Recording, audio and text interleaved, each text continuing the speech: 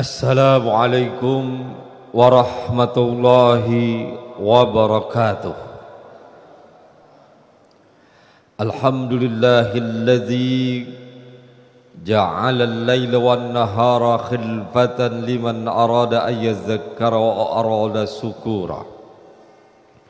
Ashhadu an la ilaha illallah wahdahu la syarika lah wa ashhadu anna Muhammadan abduhu wa rasuluh. Qala Allah subhanahu wa ta'ala fil Qur'anil Karim, bismillahirrahmanirrahim, wattaqu yawman la tajzi nafsun an nafsin shay'an wa la yuqbalu man anhu syafa'atu wa la yukhadhu anhu wa la hum yunsarun. Sadaqallahul azim. Bapak, Ibu, orang-orang tua kami yang dimuliakan Allah, kaum muslimin dan muslimat, sidang jamaah Masjid Raya Senapelan yang dimuliakan Allah Subhanahu wa taala. Alhamdulillah, pada pagi yang mulia ini kita dengan rahmat dan hidayah dari Allah Subhanahu wa taala dapat melangkahkan kaki kita ke rumah Allah yang mulia ini, melaksanakan salat fardus subhi. Kita teruskan pengajian. Mari diiringi i'tikaf di masjid yang mulia ini, dan insyaallah nanti kita iringi juga dengan salat sunat suruk. Mudah-mudahan apa yang kita lakukan ini mendapat ridho dan inayah dari Allah Subhanahu wa taala. Amin rabbal alamin. Salawat salam kepada Nabi kita Muhammad sallallahu alaihi wasallam. Allahumma salli ala sayyidina Muhammad wa ala ali sayyidina Muhammad. Bapak Ibu yang kami muliakan, pada pagi hari ini kajian kita mengambil surat Al-Mu'minun ayat 97 dan 98. Bismillahirrahmanirrahim. Wa qur rabbi a'udzubika min hamazatis syayatin wa a'udzubika rabbi ayahdurun.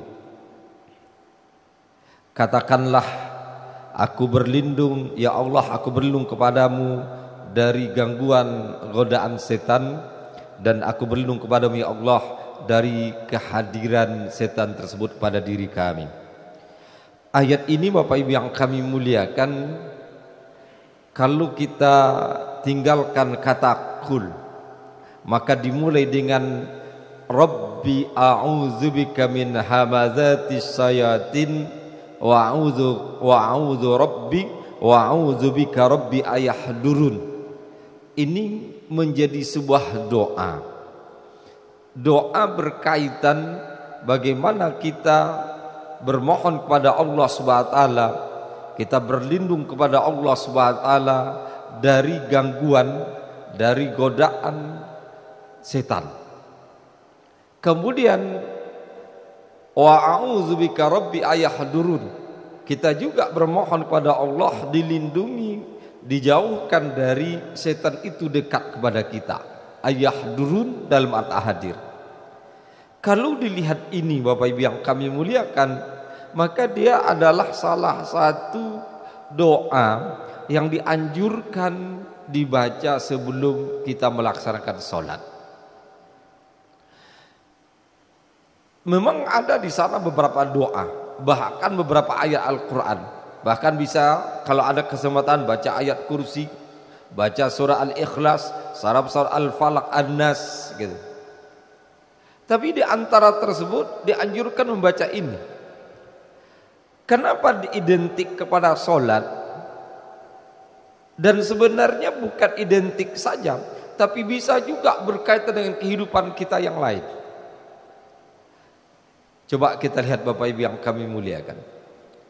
Karena di awalnya Rabbi a'udzubika, kata Rabbi ini adalah rububiyah Allah Subhanahu wa taala, ketahuidan bahwa pengakuan kita bahwa Allah yang menciptakan alam semesta ini dan segala bentuk isinya termasuk diri kita, karena rububiyah ini yang bisa memberi apa yang kita minta hanya Allah Subhanahu wa taala.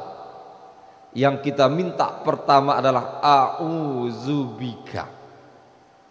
Kita kalau surah An-Nas, Qul a'udzu birabbin nas.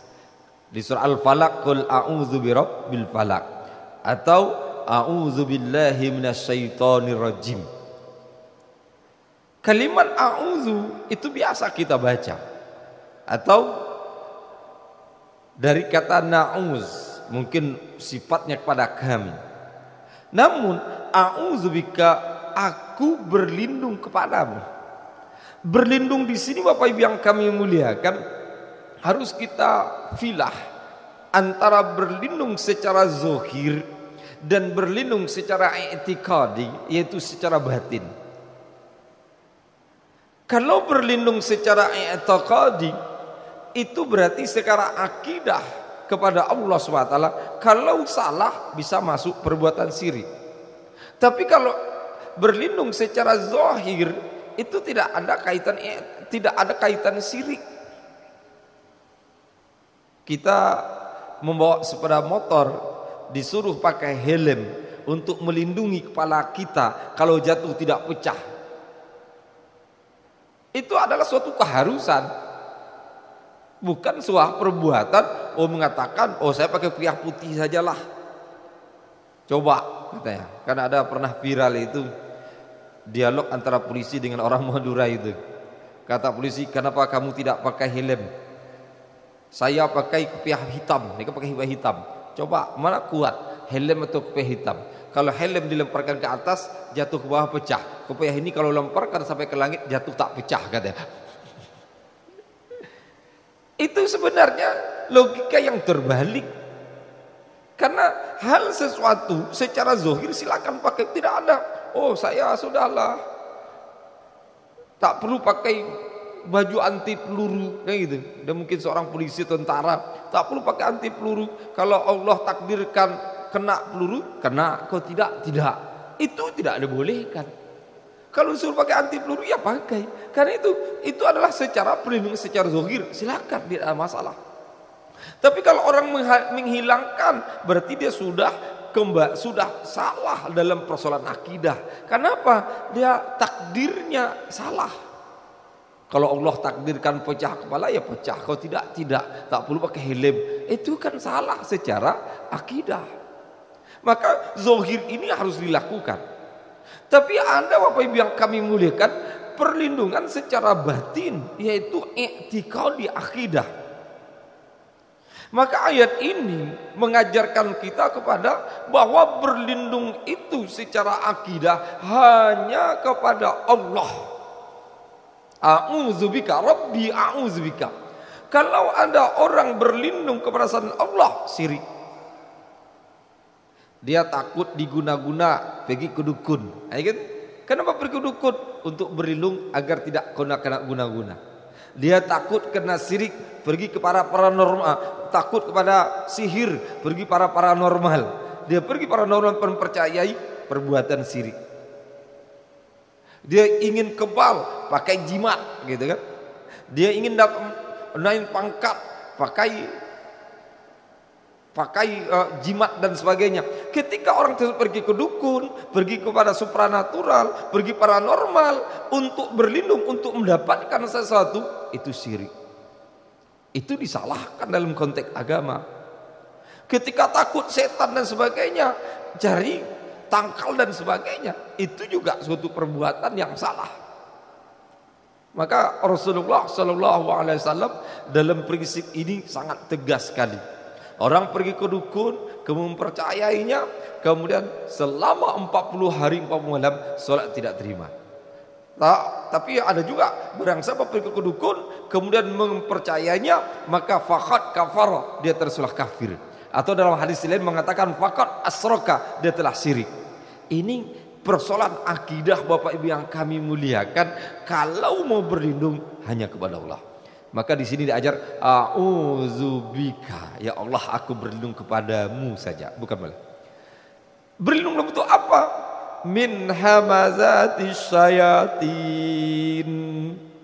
Bapak Ibu yang kami muliakan, hamazat.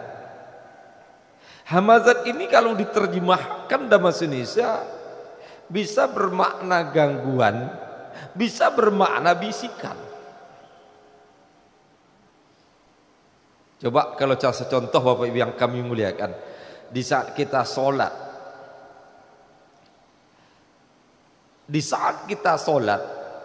itu setan ingin mengganggu kita dalam sholat. Bagaimana kita tetap sholat tapi tidak punya nilai? Karena kalau orang sudah berwudu, tidak mau sholat, setan tak kuat lagi, tak sanggup lagi membuat orang itu tidak sholat. Tapi dia ingin silakan Anda sholat, tapi tidak punya nilai. Coba saya tanya, begini Bapak Ibu yang ketika sholat Allahu Akbar, tanpa disadari ada suara nyamuk, tit. Padahal tak ada nyamuk.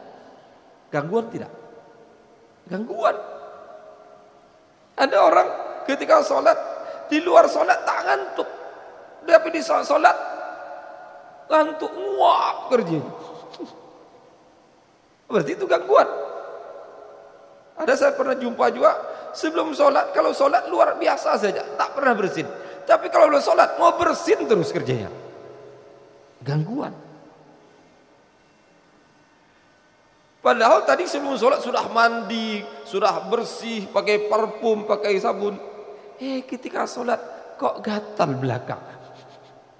Itu gangguan Bapak Ibu yang kami muliakan. Itu nama. Tapi ada juga bisikan. Bisikan itu secara batin masuk ke dalam diri kita, dan dia akan menyampaikan hal-hal yang hal-hal itu membuat kita terlena, dan sholat kita tak tahu, setaunya habis, selesai gitu saja.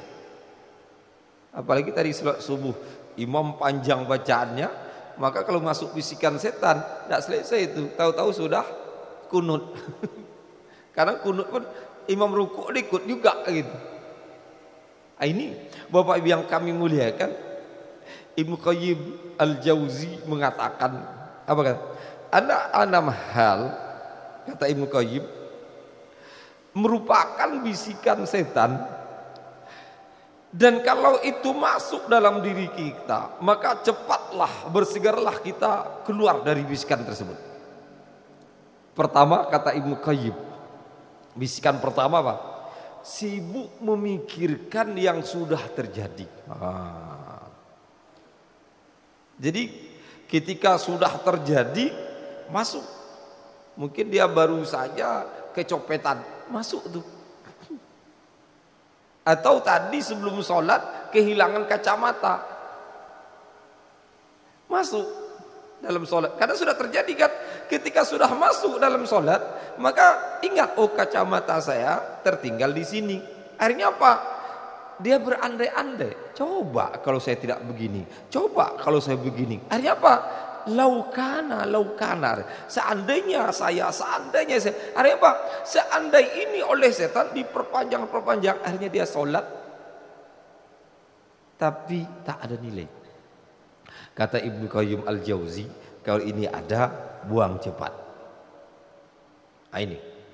Tapi bisa saja Bapak Ibu yang kami muliakan, ada orang tuh ingat dalam sholat kacamata tinggal, ingat titik sampai situ, balik lagi sholat.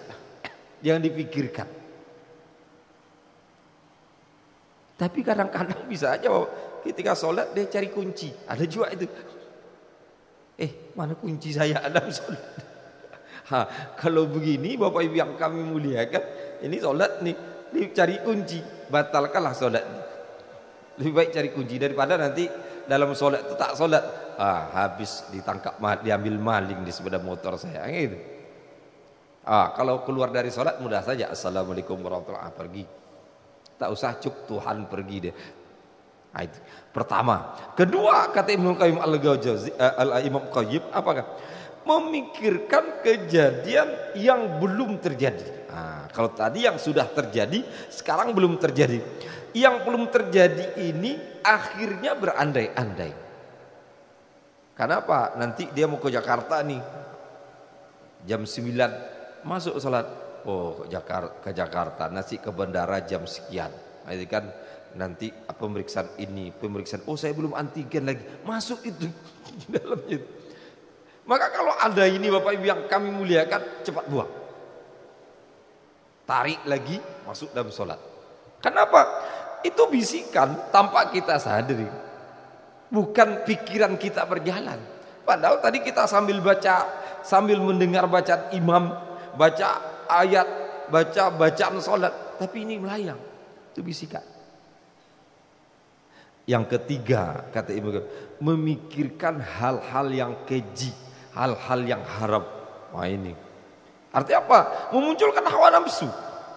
Akhirnya apa? Dia jijik dan sebagainya, ingin melakukan. Jadi kalau sampai di sini Bapak Ibu yang kami muliakan, dia mikirkan, wah yang enak, senang, tapi haram. Gitu. Atau memikirkan yang buruk-buruk, tapi akhirnya dia jijik dalam sholat. Akhirnya apa? Sholat kok seperti orang jijik. Gitu. Sholat kok seperti orang bernafsu. Subhanallah. Padahal dia menghadap Allah Subhanahu wa taala, cepat dibuang. Yang keempat, bisikan setan itu Bapak Ibu yang kami muliakan, menghayal atau memikirkan. Kalau seorang seniman menghayal di luar sholat, dia akan menghasilkan. Mungkin kalau dia penyanyi menghasilkan lagu, kalau dia buat cerpen. Tapi kalau dia buat cerpen dalam sholat bagaimana? Atau mahasiswa memikirkan buat skripsi dalam sholat. Allahu Akbar, judul skripsi selesai, rumusan masalah selesai, batasan masalah selesai, isi skripsi selesai sholat, assalamualaikum, tak hilang skripsinya. Itu juga Bapak Ibu yang kami muliakan perlu dibahas. Kenapa? Menghayal ini bisa saja. Atau ada orang menghayal buat cerita, atau menghayal buat pantun dalam sholat. Subhanallah, itu Bapak Ibu yang realitas, cepat dibuang itu. Kemudian yang kelima, memikirkan perkara-perkara yang batil. Artinya perkara-perkara yang tidak boleh dilakukan. Karena apa? Perkara yang batil ini, setan itu melihat orang ini, mungkin tadi dia dari masjid, dari rumah ke masjid, nengok cewek gitu kan. Dalam sholat dimasukkan setan itu, dibayangkan lagi, itu batil. Kalau dia ikuti bahaya, maka dibuang cepat. Terakhir kata Ibnu Qayyim itu, memikirkan perkara yang tidak rasional. Ini kalau tidak rasional, ini tidak logika. Logika bisa saja yang kami muliakan, coba kalau saya bisa terbang, kan tidak logika. Coba kalau saya bisa menghilang, oh tidak terjadi begini. Coba saya kalau tahu kalau terjadi begini. Itu hal-hal yang rasional ini, yang tidak rasional dia masuk. Inilah gaya-gaya setan Bapak Ibu yang kami muliakan, bagaimana membisikkan sesuatu ke dalam diri kita sehingga kita lupa. Ini. Maka kalau hamazat itu diartikan bisikan Bapak Ibu yang kami muliakan, memang bisikan itu nyata ada dan setiap orang ada. Bang, setiap orang akan timbul, bahkan bisa saja Bapak Ibu yang kami muliakan lupa. Sehingga antara ahli tasawuf dengan ahli fikih dalam menyikapi lupa dalam sholat karena bisikan setan itu berbeda. Kalau ahli fikih kalau lupa dia cukup sujud sahwi selesai. Kalau ahli tasawuf enggak cukup dia sujud sahwi. Ahli tasawuf dia akan mengatakan ketika menghadap Allah saja lupa, bagaimana di luar tidak menghadap Allah. Artinya apa? Di dalam solat menghadap Allah kita lupa Allah, bagaimana di luar solat lebih lupa lagi. Artinya apa?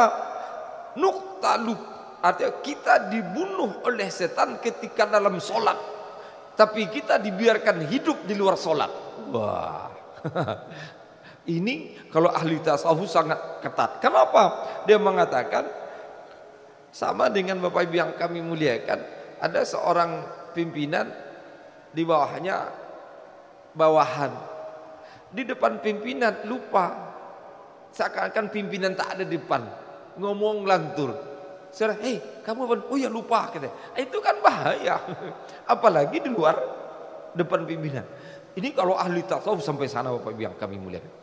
Tapi ketika kita bawa dalam prinsip sholat, yang mana sholat itu menghadap Allah SWT, sesuatu yang lupa ini adalah berkaitan daripada bukan kehendak kita. bukan keinginan kita, tapi datang dari luar. Yang luar inilah sebenarnya setan tersebut. Maka kata hamazat, bisikan, hamazat juga berarti gangguan. Maka dikatakan min hamazatis syayatin. Di sini Bapak Ibu yang kami muliakan, syayatin itu jamak daripada syaitan. Syaitan itu satu, syayatin itu banyak. Berarti kata min hamazatis syayatin, hamazat itu banyak, berarti gangguan-gangguan, godaan-godaan, bisikan-bisikan, tusangan banyak. Dari apa? Bukan dari satu setan, tapi banyak setan. Maka kalau kita gambarkan bisa saja datang satu setan,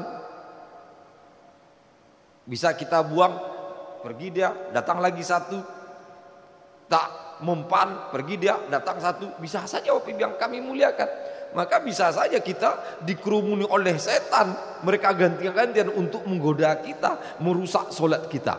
Subhanallah. Maka dianjurkan membaca doa Rabbi a'udzubika min hamazatis syayatin. Karena syaitan itu Bapak Ibu yang kami muliakan disebut dengan kullu mutamarrid minal jin. Jadi kalau bahasa Arab itu ada al-jinnu, ada iblis, ada syaitan. Kalau jin itu disebut bangsanya, jenisnya. Bangsanya yang diciptakan Allah dari api itu jin. Tapi dari bangsa ini yang bapaknya setan itu disebut iblis. Nah, itu yang berkaitan dengan Nabi Adam itu sendiri. Tapi yang anak buahnya yang bekerja untuk itu, itulah setan. Maka waktu yang kami muliakan, iblis itu tidak datang, tapi iblis itu punya anak buah yang disebut dengan yang durhaka dari jenis jin ini. Mereka itulah yang bergentangan mengganggu kita tersebut. Maka dikatakan min hamazatis syayatin, bukan min hamazatil jin, bukan min hamazati iblis. Karena jin itu umum. Maka dalam prinsipnya jin itu ada muslim, ada tidak muslim, ada kafir, ada juga musyrik. Tapi ingat, jin itu pun Bapak Ibu yang kami muliakan, kata Ibnu Qayyim, sebaik-baiknya jin muslim itu bandingannya adalah seburuk-buruknya orang Islam. Nah, cari orang Islam paling buruk, nah itulah sebaik-baiknya jin. Jadi tak baik juga. Maka kalau ada orang berteman dengan jin Islam, tak bagus, tak elok lah. Kenapa? Berarti dia berteman dengan orang Islam seburuk-buruknya orang Islam. Karena subhanallah. Nah, ini doa Bapak Ibu yang kami. Yang kedua, wa a'udzubika rabbi ayahdurun. Nah, ini. Ya Allah, aku berlindung kepadamu ayahdurun. Kata ayahdurun hadir. Hadir itu apa yang kami, kehadiran mereka itu antara merayu dan antara merayu dan jebakan. Dia bisa merayu, bisa juga menjebak. Yang dirayunya hati kita, yang dijebaknya hati kita. Ketika rayuannya masuk, berarti sebenarnya kita sudah mengikutinya. Tapi bisa juga kita dijebaknya. Ketika dijebaknya, berarti kita kena jebakan, berarti masuk ikut dia. Sama dengan kisah dalam suatu kampung, cerita suatu kampung itu, satu kampung itu ada kayu besar, mereka sembah, kasih semuanya kemenyan dan sebagainya. Datang seorang ustaz itu mengatakan, wah ini gara-gara kayu inilah penduduk ini menjadi syirik. Maka pagi-pagi dia bawa kampak menebang kayu tersebut. Ketika tengah jalan datang orang tua, dia mengatakan, kemana nak? Mau nebang kayu itu karena syirik. Kata yang orang tua tadi, pada itu jelmaan daripada setan, dia mengatakan, gini aja lah, tak usah kamu tebang itu. Nanti setiap pagi bagi bangun tidur, nanti bawah bantalmu terdapat uang-uang, katanya. Wah, kata anak ustaz yang muda tadi, baiklah, nanti besok kapan saya akan tebang. Besok pagi tidur dapat uang, senang dia. Hari kedua dapat uang, hari ketiga dapat uang, keempat tidak ada uang lagi. Gitu. Tapi kemudian dia marah lagi, mau nebang tadi. Datang orang setan tadi mengajak untuk berkelahi, kalah dia. Pertama diajak berkelahi, kalah yang setan tersebut. Jadi ini Bapak Ibu yang jebakan. Jebakan seperti ini itu adalah kehadiran mereka itu adalah bisa saja menjebak kita, tapi bisa juga merayu kita. Maka Allah Subhanahu wa taala mengajarkan kita, a'udzubika ayahdurun, a'udzubika rabbi ayahdurun. Ayahdurun ini hadir. Hadir ini Bapak Ibu yang dia datang. Maka kalau kita bawa secara umum, doa ini bukan saja dibaca sebelum sholat, tapi bisa juga dibaca dimanapun, di tempat apapun, ketika kita merasa takut dan sebagainya. Karena bisa saja orang masuk ke rumah, kemudian dia ada hal menakutkan gitu kan. Baca, berarti dia hadir. Ada kemarin pernah ada suatu gedung tingkat 3, kata cleaning service-nya, Ustaz, kalau kami naik lantai 3 itu sore-sore jam 4 kan orang sudah pulang itu. Jadi kalau kami bersihkan itu pintu gerak-gerak katanya. Tuk tak katanya. Jadi kami kalau sudah gerak pintu kami cepat. Saya bilang, besok ketika ada tuk tak ucapkan salam. Assalamualaikum. Kenapa salam? Karena mereka mau kenalan, gue bilang sambil canda saya. Ustaz ini. Tapi dicobanya besok pagi. Tuk tak. Assalamualaikum warahmatullah. Berhenti pintu tadi. Sampai sekarang tak gerak lagi. Ternyata Bapak Ibu yang kami mulai, dia ada. Tapi kan begitu dia menyampaikan kepada kita. Tapi kalau sudah nampak itu sudah berani sekali dia. Memang ada yang tak berani. Yang tak berani paling dia gelinding saja begini, berinding saja. Tapi Bapak Ibu, kehadiran ini itu sebenarnya dalam kehidupan kita adalah dia ada di sepanjang kita. Tapi bagaimana kita bisa mengokohkan akidah kita, mengendalikan jiwa kita sehingga kita hanya kepada Allah Subhanahu wa taala. Tapi kita ini kan dirusak akidah kita dengan siaran-siaran televisi kayak gitu. Coba dulu sekarang kan dulu kan ada tukul jalan-jalan. Sekarang tukul kan lagi sakit, nggak ada lagi siaran itu. Kan tukul jalan-jalan. Jadi masuk suatu tempat katanya ada makhluk astral. Istilahnya astral. Apa astral itu? Jin sebenarnya. Apa hantu bahasa kita? Iya, kenapa dia makhluk astral? Dia membuat takut. Syutingnya malam hari. Yang disyutingnya batu di tengah sawah. Petani setiap siang situ terus, nah ada masalah. Tapi ketika malam hari, iyalah.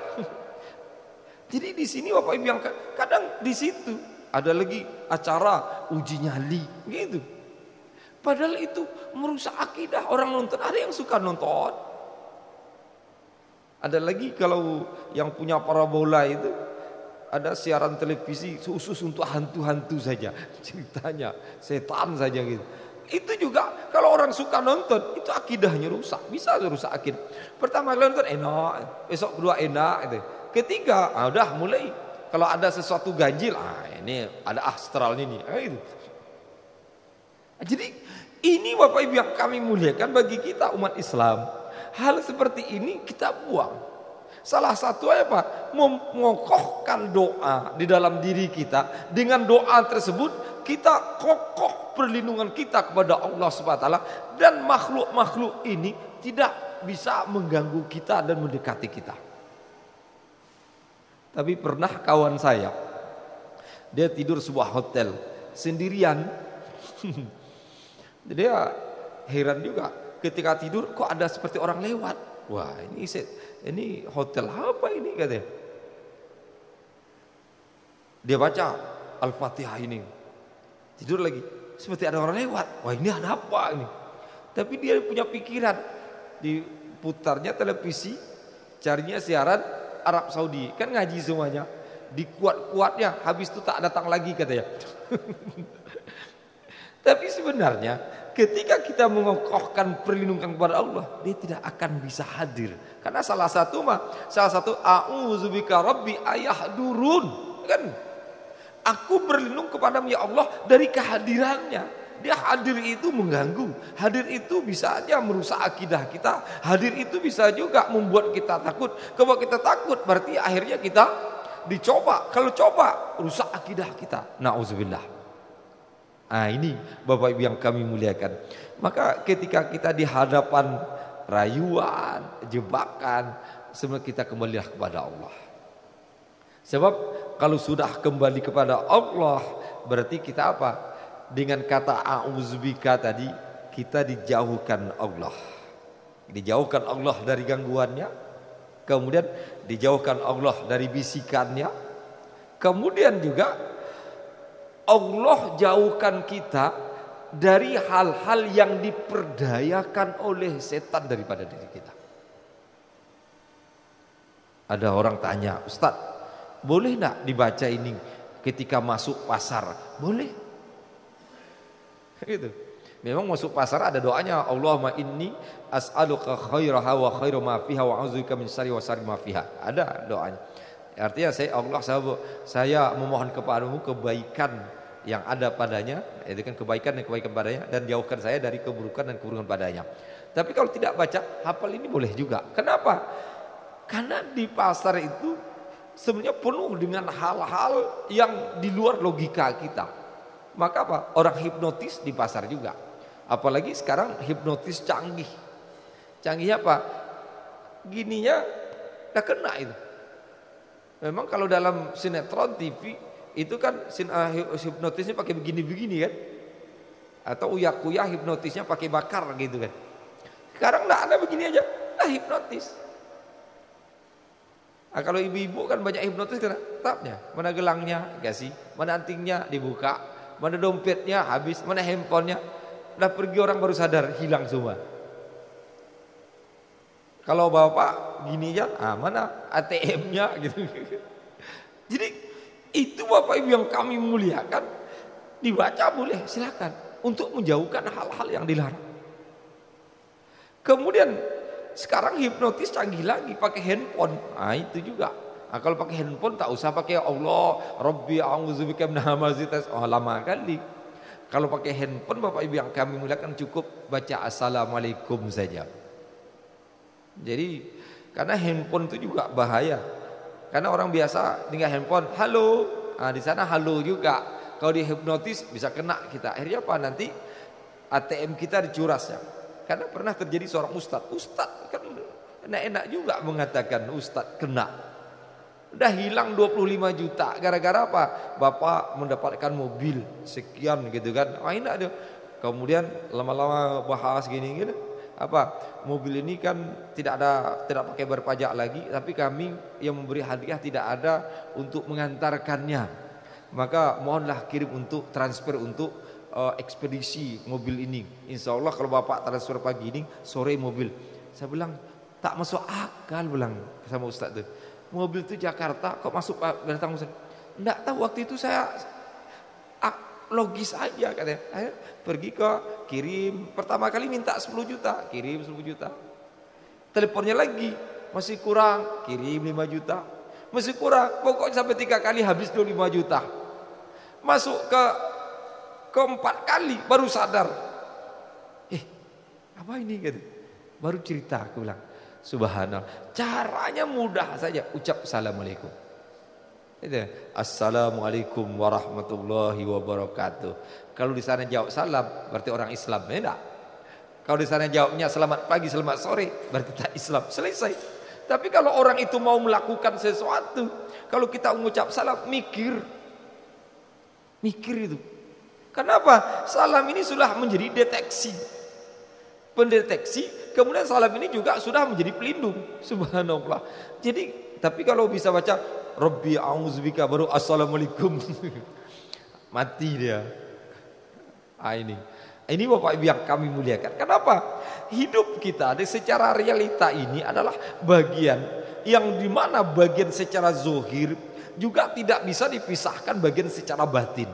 Maka bagian zahir bisa kita tampak dan bisa kita hadap secara nyata. Tapi bagian secara batin ini tidak bisa kita nampak, tapi dia ada. Maka kalau dia batin ini, hadapi juga secara batin. Kalau kita hadap secara batin, maka insya Allah kita akan dijauhkan oleh Allah Subhanahu wa taala. Ini Bapak Ibu yang kami muliakan, kalau dibawa dalam kehidupan kita sehari-hari. Tapi kalau secara khusus solat tadilah, maka salah satu doa yang dianjurkan oleh Rasulullah juga di dalam surat Al-Mu'minun tadi, juga ada hadis dalam riwayat Imam Ahmad dan At-Tirmizi di mana Rasulullah mengajarkan a'udzubillahi samil alim minas syaitonir rajim min hamazihi wa nafthihi wa nafsihi. Di sini juga doa ini, a'udzubillahi samil alim, aku berlindung kepada Allah yang maha mendengar lagi mengetahui, dari syaitan yang terkutuk, dari gangguannya, dari bisikannya, dari godaannya.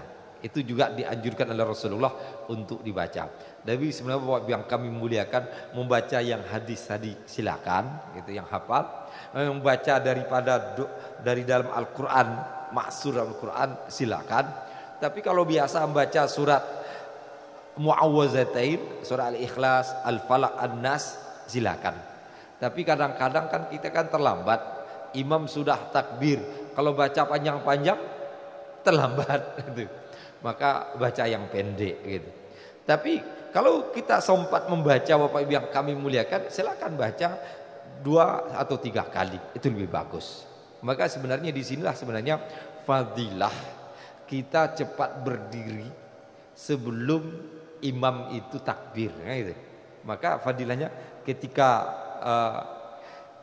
qomat kita sudah berdiri, maka selesai qomat ada kesempatan kita untuk membaca bacaan, sehingga apa itu untuk mengokohkan kita bagaimana kita bisa dalam sholat itu lebih dekat kepada Allah Subhanahu wa taala. Tapi kadang-kadang ada juga orang udah takbir imam baru dia tegak.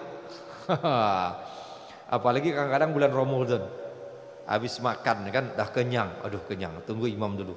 Nanti imam sudah baca ayat terakhir baru tegak dia. Ini kapan bacanya itu? Aja. Jadi artinya sudah di situ, sebenarnya itu Bapak Ibu yang kami muliakan, udah kena jebakan dia sebenarnya itu. Jadi sudah kena jebakan. Tanpa dia sadari sudah kena jabatan. Ini imam sudah baca Al-Fatihah, baca ayat baru tegak dia. Udah kena jebakan sebenarnya. Walaupun sebelum sholat. Berarti kalau sholat nanti Allahu Akbar, alhamdulillah, kan cepat nih kan, jebakan lagi, subhanallah. Jadi Bapak Ibu yang kami muliakan, hidup kita ini harus kita kaitkan dengan perlindungan kepada Allah. Ini akidah. Satu sisi persoalan zahir, persoalan batin adalah harus dihubungkan kepada Allah. Insya Allah kita akan dilindungi oleh Allah Subhanahu Wa Taala. Inilah barangkali Bapak Ibu yang kami muliakan kajian kita pada pagi hari ini. Barangkali waktu kita masih ada 6 atau 7 menit lagi. Mungkin ada pertanyaan atau ada yang perlu kita diskusikan, saya persilakan. Silakan Pak.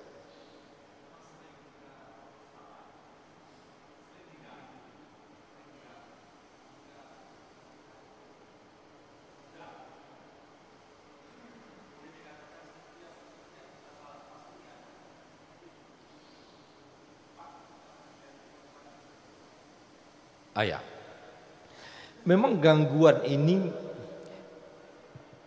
pada hakikatnya dia berada pada posisi diri kita. Posisi kita ini Bapak Ibu yang kami muliakan, antara solat sendirian dengan solat berjamaah beda. Coba kalau kita bandingkan, mana cepat diganggu, solat sendirian atau berjamaah? Sendirian. Kenapa sendirian cepat diganggu? Karena posisi sendiri aja, tidak ada yang membantu. Tapi kalau sholat berjamaah itu lambat diganggu. Kenapa? Masih ada orang samping ini. Jadi bisa saja kita ini kurang sempurna, tapi kawan kiri kanan kita sempurna. Ini akan memberi sinyal kepada diri kita. Itu. Maka sebenarnya anjuran berjamaah itu bukan sekadar untuk mendapat fadilah, untuk menjauhkan gangguan juga. Itu. Kemudian yang kedua adalah posisi yang harus kita selalu introspeksi adalah wudhu kita sebenarnya. Kenapa wudhu harus kita introspeksi? Karena wudhu ini karena dia menjadi aktivitas yang selalu kita lakukan. Kadang-kadang di situ kita kena jebakan. Jebakan apa? Sudah terbiasa, akhirnya apa? Lupa. Akhirnya apa? Dulu nyiram kaki itu pakai masuk ke tangan. Sekarang sudah terbiasa, segera ciram saja gitu. Maka kalau saya, Bapak Ibu yang kami muliakan, introspeksi wudhu kita. Artinya apa? Sehingga kalau kita selalu mengintrospeksi wudhu kita, berarti kita akan berusaha wudhu kita itu sungguh-sungguh. Sebab kalau wudhu kita sudah sungguh-sungguh dan baik, dia akan berpengaruh kepada sholat. Sama Bapak Ibu yang kita berwudhu, kemudian kita menahan angin. Menahan angin tidak membatalkan wudhu, tapi adalah perbuatan makruh. Tapi bawa sholat berpengaruh kepada sholat kita. Maka kalau sesuatu seperti ini, kalau sempat kita mau nahan angin, buang sholat wudhu dulu. Kalau sempat, tapi kalau tak sempat kan lakukan, tapi itu banyak gangguan. Jadi ini mungkin hal-hal seperti ini mungkin perlu kita perhatikan sehingga bisa mengajak kita lebih dekat. Untuk menjauh lambatnya sholat jamaah. Kalau sholat sendirian cepat dia datang. Karena apa? Nggak ada sinyal kiri kanan. Itu Pak.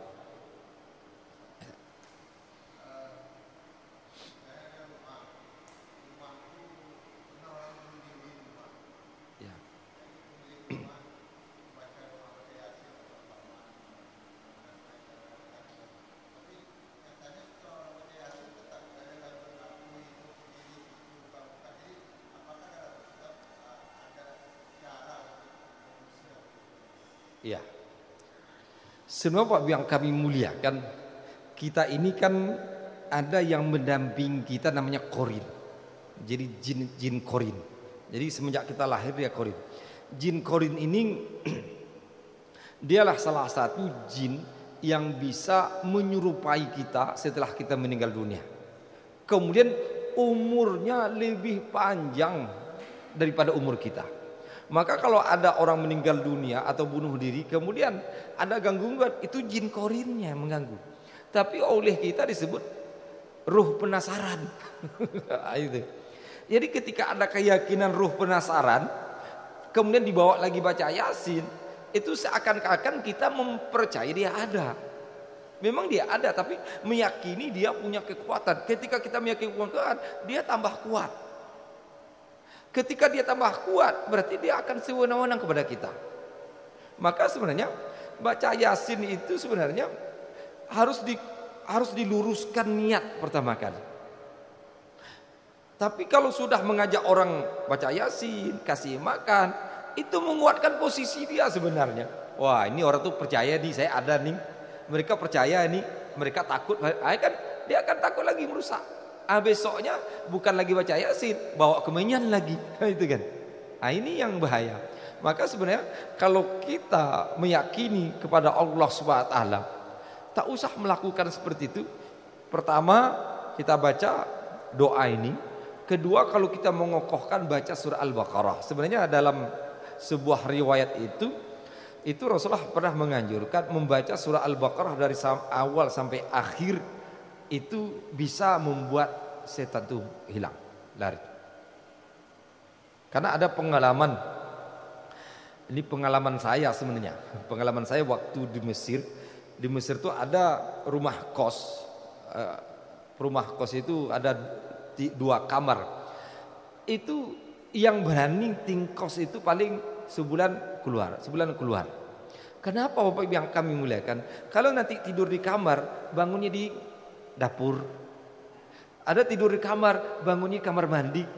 Mana takut kan? Saya bilang sama kawan, kami berempat, kita kos itu murah. Memang murah dibanding kita tidak punya duit banyak nih. Bismillah kita kos.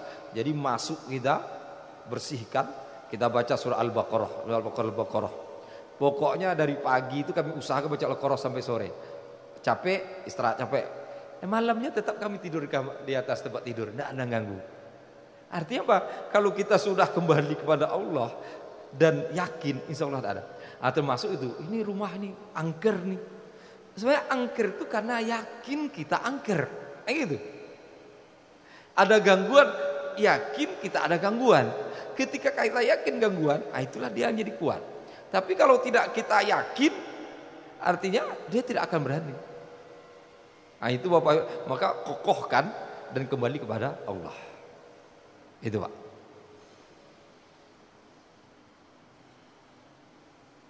Ya salah Pak.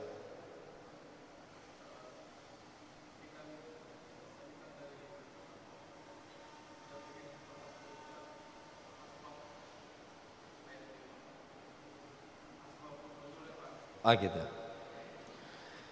Sebenarnya ayat ini secara umum tidak ada konteksnya asbabun nuzul secara khusus. Tapi dia dikaitkan dengan asbabun nuzul secara global. Global itu secara umum. Maka ada ulama dalam memahami asbabun nuzul itu istilahnya asbabun nuzul makro dengan mikro. Tapi istilah orang ekonomi itu.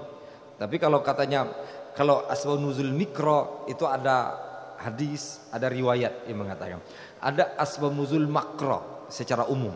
Umum itu adalah dia umum terjadi di dalam pada diri sahabat dan umum terjadi dalam kehidupan sahabat waktu itu. Maka keumuman ini oleh Allah diberitahu dalam Al-Quran sehingga sahabat itu tidak terjebak gitu. Sehingga terjebak. Maka ketika sudah umum, pada hakikatnya kembali pada umat Islam secara keseluruhan umum juga terjadi. Maka ketika terjadi umum ini, maka hanya kembali kepada Allah.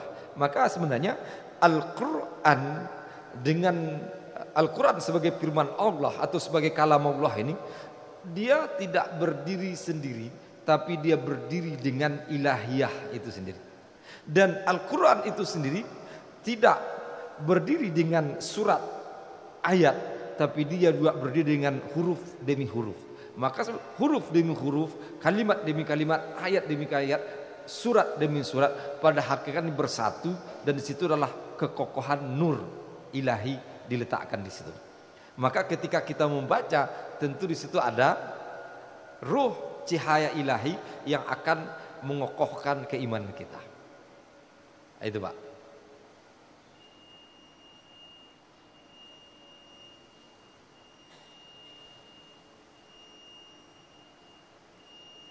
Barangkali cukup.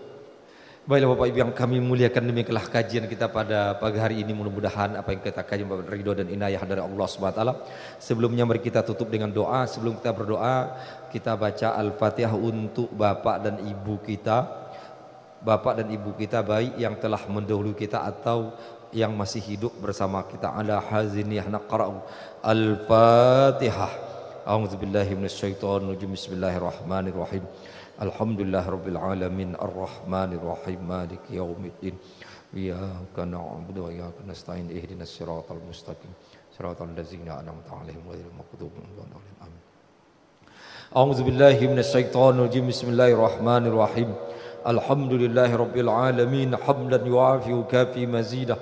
Ya Rabbal hamdu kama yanbaghi li jalali wajhika wa 'azimi sultani. Allahumma salli ala sayidina Muhammad wa ala ali sayidina Muhammad. Allahumma ighfir lana ma qaddamna wa ma akharna wa ma asrarna wa a'lanna wa ma anta a'lamu bihi innaka antas samiul alim. Allahumma ighfir lana wa liwalidayna wa lijil muslimin wal muslimat wal mu'minat bi rahmatika ya arhamar rahimin. Allahumma sallimna wa sallimna wa ja'alna salim muslimin. Allahumma sallim dinana wa sallim dunyana wa sallim akhiratana wa sallim imanana wa sallim tauhidana wa sallim ma'rifatana wa sallim qulubana wa sallim abna'ana wa sallim sababana wa sallim ahlana wa qaumana ya arhamar rahimin. Allahumma inna na'udzubika minal hammi wal hazan wa na'udzubika minal ajzi wal kasal wa na'udzubika minal jubni wal bukhli wa na'udzubika min ghalabatid daini wa qahrir rijal. Allahumma inna na'udzubika min fitnatil mahya wal mamat wa min fitnati masihid dajjal. Allahumma inna na'udzubika wal baras wal junun wal juzzam wasil asqam. Allahumma inna na'udzubika min rihil ahmar wa min damil aswad wa min dail akbar ya arhamar rahimin. Allahumma adfa'anna al bala wal waba wal fahsa wal munkar wal mihan wal fitan ma zahara minha ma batan min baladina hadza khassah wa min buldan muslimin amah. Rabbana taqabbal minna du'a innaka sami'ud du'a. Rabbana atina fid dunya hasanah wa fil akhirati hasanah wa qina adzabannar. Wa akhiru da'wana alhamdulillahi rabbil alamin. Assalamualaikum warahmatullahi wabarakatuh.